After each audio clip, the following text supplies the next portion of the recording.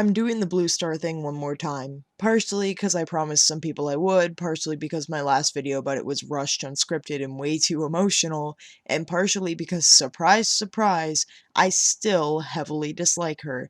I spent the last week or so rereading the first series, in part because I hadn't read them since I was 12. I am now almost 18, so it's been a while to say the least. This video will not be focusing on the positive things she did and most of the hardships she went through. I understand and am aware of all the good she did. I understand and am aware of the things, fair and unfair, that happened to her. But this video isn't about that, and I won't be covering that. If you have a problem with that, I recommend clicking away. This video also assumes that you've read the books. I'm just going to delve into things that I dislike and even despise about her actions and character. And one more disclaimer.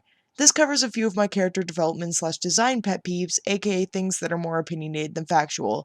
If you're gonna have a problem with that as well, I'd recommend watching something else. Alright, let's go. The first thing I want to cover is the most damning and disgusting thing in my opinion. Brightheart. Her treatment of Brightheart is not justifiable in any way, and somehow it seems that the fandom almost ignores this and disregards it. We focus on Brightheart's trauma and self-esteem issues, sure, but we hardly ever focus on the fact that Bluestar worsened these symptoms to an unbearable extent for her, perhaps even caused them in some senses. It is absolutely disgusting, despicable, and not defensible. You can make the argument that Bluestar was mentally ill and damaged at the time, but that is absolutely no excuse whatsoever. Rainflower, for comparison, is completely disowned and bashed by the fandom. She deserves this, I'm not defending her actions, but why is Bluestar not treated the same? Rainflower renamed Crooked-Jaw because of his injuries and is practically crucified for it. Bluestar does the same thing to Brightheart by naming her Lost Face, and it is mostly disregarded. It doesn't matter what struggles you're going through. Taking your misery and forcing it on others, especially when you're in a position of authority like Bluestar was, is never okay. You cannot defend this. And that's not even going into the fact that it was practically Bluestar's fault in the first place. By refusing to promote Swiftpaw and Brightpaw,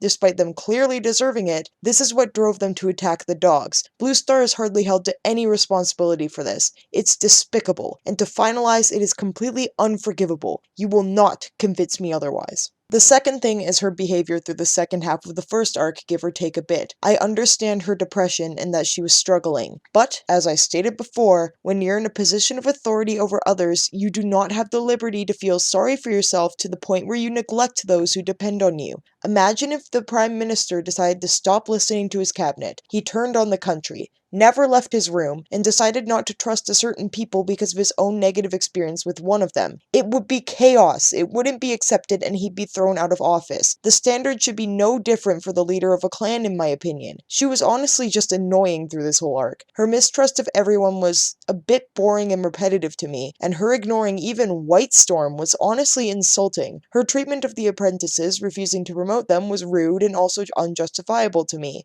Lastly, her snappiness and distrust of even Fireheart was really unjustified and almost strange to read. I found her character arc through this whole phase of hers annoying, and her death also felt really rushed and out of nowhere. Her change of heart, in my opinion, seemed really spontaneous, out of nowhere, and dishonest. Her dying was honestly a good thing for ThunderClan. A very good thing. These people deserve a leader who will actually be there for them. Her behavior once she entered StarClan was unbearably pushy and rude. Any prophetic scene where her, Spotted Leaf, Yellowfang, and maybe some other StarClan cats were talking were usually made frustrating thanks to her being there. I think the errands intended for a StarClan self to be much more like her Bluestar's prophecy self, understanding yet powerful, a strong sense of fair authority. But instead, she comes off as bossy and obnoxious. She's constantly telling other StarClan cats what to do, despite her not being a leader or holding any authority over anyone else in the afterlife. She's snappy, impatient, and even whiny in some places.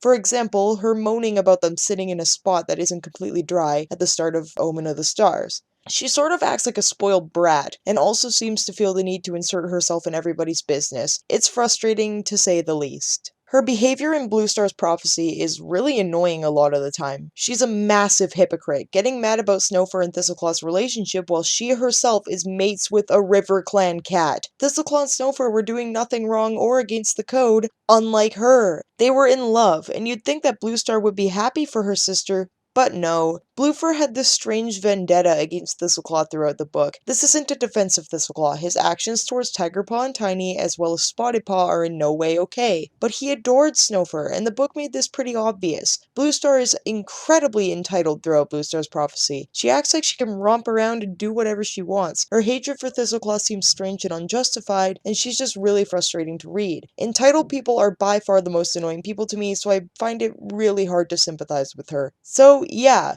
I mostly hate Bloofer because of my own opinions and pet peeves, but she also did a lot of things that terribly out of my moral compass and that I just don't consider okay for anyone in authority to do. She abused Brightheart, she neglected her entire clan, including cats like Whitestorm who loved her as family, she's entitled, prissy, whiny, and obnoxious, and she can't keep her nose out of everyone's business. If you're going to acknowledge Bluestar, please acknowledge her flaws. She did a lot of really bad things, some of which were morally gray, and some of which were just flat cruelty. I think a lot of my bitterness comes from the fact that everyone ignores this and adores her. Yes, she lost a lot. She mourned a lot. She had a lot of pain. But that absolutely does not, under any circumstance, justify being cruel to others, especially when you're an authority figure over them. Just because you've had hardships doesn't mean you can neglect others. It's disgusting. So many of her actions and choices were despicable, and it would be really cool if others could see it too.